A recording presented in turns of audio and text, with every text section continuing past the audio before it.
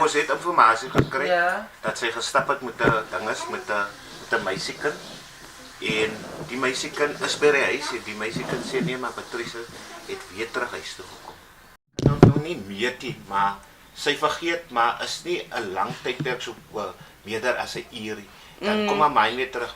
Van volgens hulle evaluation wat hulle gedoen het, volgens die social workers in eerste weet hulle van geëvalueer en sy het vir ons verduidelik, sy stap, het die mindset, sy stap. En later van 'n tyd, wanneer Patrice nou sien sy so moeg gestap of so, dan kom die mind terug om te dink, nou weet sy nie weer om partytjies om terug te stap. Okay. Gewoonlik as sy loop altyd, dan loop sy altyd na Piet Ma toe. En by Mitchellsplein gekom, ons het haar nie gekry nie. Die Piet Ma sê, sy was daar gewees, sy het daar donderdag aangeslaap.